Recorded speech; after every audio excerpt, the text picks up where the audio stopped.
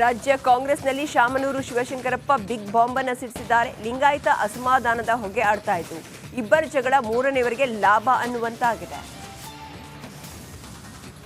ರಾಘವೇಂದ್ರವರ ಹೇಳ್ತಾರೆ, ನಿಮ್ಮ ಪ್ರತಿನಿಧಿಯಾಗಿ ಯಾರು ಬಿಜೆಪಿ ಪಕ್ಷದಿಂದ ಟಿಕೆಟ್ ಏನು ಕೊಡೋದಿಲ್ಲ.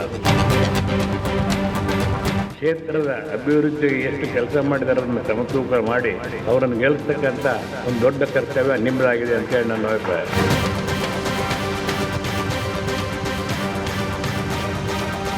ಕೇಳಿದ್ರಲ್ಲ, ಶಾಮನೂರು ಶಿವಶಂಕರಪ್ಪ ಆಡಿದ ಮಾತು ರಾಜ್ಯ ಕಾಂಗ್ರೆಸ್ನಲ್ಲಿ ಅಲ್ಲೋಲ ಕಲ್ಲೋಲ ಸೃಷ್ಟಿಸಿದೆ.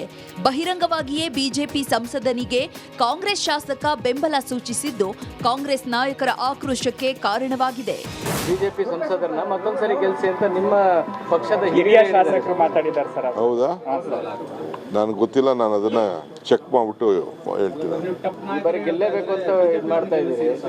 ನೋಡ್ರಿ, ಈ ಸತಿ ಶಿವಮೊಗ್ಗ ನಾವು ಗೆಲ್ತೀವಿ.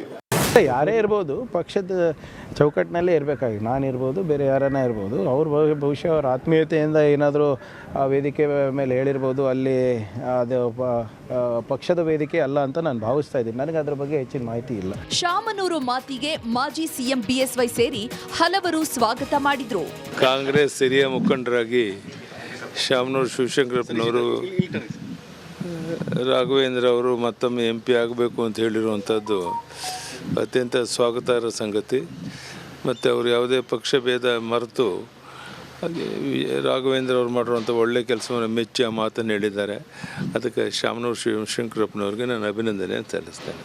ಒಂದು ಅಭಿವೃದ್ಧಿ ಕಾರ್ಯವನ್ನು ನೋಡಿ ಅವರಿಗೆ ಹಿಂದೆ ಬಂದಾಗ ಇದ್ದಂಥ ಶಿವಮೊಗ್ಗಕ್ಕೂ ಇವತ್ತಿನ ಒಂದು ಶಿವಮೊಗ್ಗದ ಒಂದು ಅಭಿವೃದ್ಧಿ ಒಂದು ವ್ಯತ್ಯಾಸಗಳನ್ನು ನೋಡಿ ಅವರಿಗೆ ಪಾಪ ಹೃದಯಪೂರ್ವಕವಾಗಿ ಅವರಿಗೆ ಅನಿಸಿದೆ. ಅದನ್ನು ನಂಗೆ ಆಶೀರ್ವಾದವನ್ನು ಮಾಡುವಂಥ ಒಂದು ಪ್ರಯತ್ನವನ್ನು ಮೊನ್ನೆ ಅವರು ಮಾಡಿದ್ದಾರೆ. ಆದರೆ ಇಷ್ಟು ಮಾತ್ರ ಈ ಸಂದರ್ಭದಲ್ಲಿ ಹೇಳಿ ಇಚ್ಛೆಪಡ್ತೇನೆ. ಅಷ್ಟು ಎತ್ತರಕ್ಕೆ ಬೆಳೆದಂಥ ಒಬ್ಬರು ಹಿರಿಯರು ಬೇಕು. ಒಂದು ರಾಜಕೀಯ ಪಕ್ಷವಾಗಿ ಬೇರೆ ಪಕ್ಷದಲ್ಲಿ ಇದ್ದರೂ ಕೂಡ ಹೃದಯಲ್ಲೊಂದು ಇಟ್ಕೊಂಡು ಮೇಲ್ಮಾತಿಗೆ ಬೇರೆ ಮಾತಾಡ್ಬೋದಿತ್ತು.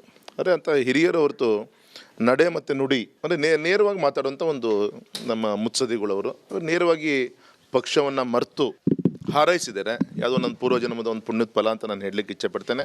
ಕಾಂಗ್ರೆಸ್ ಲಿಂಗಾಯತ ನಾಯಕರಲ್ಲಿ ಅಸಮಾಧಾನ ಭುಗಿಲೆದ್ದಿದೆ. ಇದು ಮುಂದೆ ಯಾವ ಸ್ವರೂಪವನ್ನ ಪಡೆಯುತ್ತೆ ಅನ್ನೋದನ್ನ ಕಾದು ನೋಡಬೇಕು.